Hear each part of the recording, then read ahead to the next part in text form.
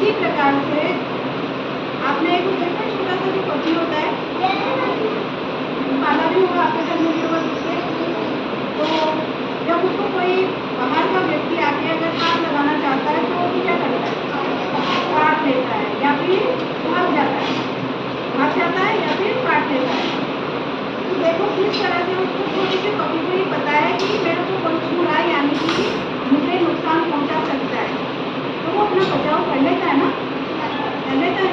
तो इसी तरह से बेटा आप लोग भी क्या हो, छोटे छोटे से प्यारे बच्चे हो ना, तो आपकी सुरक्षा की जिम्मेदारी भी आपके हाथ में ही। जैसे कभी अपनी सुरक्षा कर रहा है, वैसे आप लोगों को भी अपना क्या है, अपना उसका प्यार से रखना होगा। लेकिन कई बार होता क्या है कि जब आपको जानकारी नहीं होती है तो जानकारी के अभाव में आपके साथ कुछ गलत हो जाता है और फिर आप बाद में सोचते हो कि हमें किसी ने बताया नहीं था, हमें पता ही नहीं था कि ऐसा भी कुछ होता है।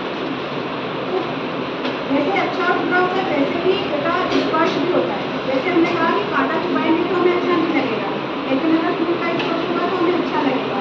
तो ये स्पर्श भी बेटा दो प्रकार का होता है, गुड टच और एक बैड टच। गुड टच और बैड टच। गुड टच कैसे होगा, ऐसे, और बैड टच ऐसे, है ना। तो अब ये गुड टच कहाँ होता है, पहले हम ये जान लें कि अच्छा स्पर्श क्या होता है ना। वो स्पर्श हमें पता है कि अच्छा भी होता है बुरा भी होता है, लेकिन अच्छा स्पर्श क्या होता है पहले उसके बारे में जानकारी लेते हैं, ठीक है। तो आपके मम्मी पापा जो आपको प्यार करते हैं, गोदी उठाते हैं, आपको सहलाते हैं, आपकी कोई अच्छा काम करने पे आपको प्यार से बुलाते हैं, तो वो क्या है, आपके मम्मी पापा का स्नेह का स्पर्श है। आपके इस फोटो में मम्मी पापा प्यार से बुलार कर रहे हैं बच्चे का, छोटे बच्चे का, तो ये वाला स्पर्श क्या होता है, अच्छा स्पर्श होता है। और इसको कहते हैं हम स्नेह का स्पर्श, प्यार का स्पर्श। ये क्या है, गुड टच, है ना। उसके बाद देखो छोटा बच्चा होता है अपने आप नहीं नहा सकता, आप तो सब नहा लेते हो, बड़े हो गए हो ना फिर से, तो आप छोटा बच्चा क्यों नहीं नहा सकते, तो उनको मम्मी ले लाती है, आपको भी नहीं लाया होगा बचपन में, नहीं लाया ना। तो जब मम्मी अपने बच्चे को नहीं लाती है जब वो छोटा होता है, तो वो भी क्या है, ममता का स्पर्श, कौन सा स्पर्श है, ममता का स्पर्श। तो वो भी क्या होता है, गुड टच, है ना। उसमें कोई गलत भावना नहीं होती, तो कौन सा टच है, गुड टच। उसके बाद होता है कि आप अपने फ्रेंड्स के साथ हो, आपने तेज आवाज निकल सकती ना, उसकी तेज आवाज में चिल्लाओगे कि आसपास जो भी कोई व्यक्ति हो ना तो वो भी सुनिए, है ना।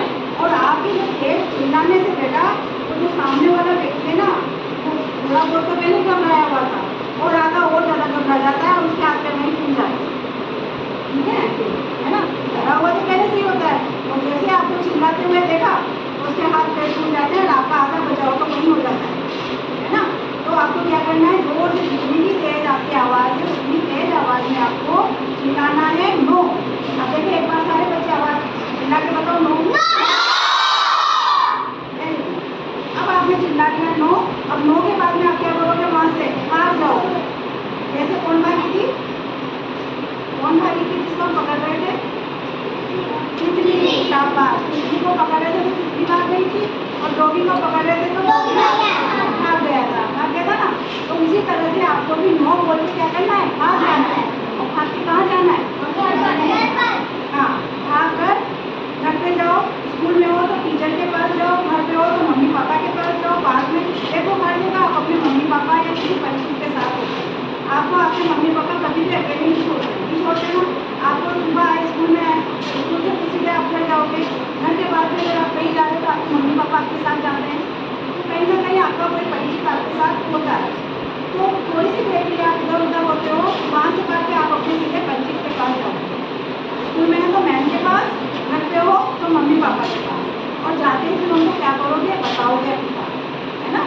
अपनी पूरी बात उनको बताओगे कि मेरे साथ ऐसा हुआ है। कई बार होता है आप जाके तो बताने लगते हो, लेकिन मम्मी क्या होती है, जेल होती है और सजा मिलती है। फिर भी मान लीजिए आपकी बात नहीं सुनी जा रही है, न घर पे सुनी जा रही है, न कहीं बाहर सुनी जा रही है, तो ऐसी स्थिति में आप क्या करेंगे, 1098 ना, 1098 नंबर पे फ़ोन करेंगे और इसकी आप सूचना देंगे। जैसे ही आप फ़ोन करोगे कुछ देर में आपके पास में मदद आ जाएगी, ठीक है। और उस व्यक्ति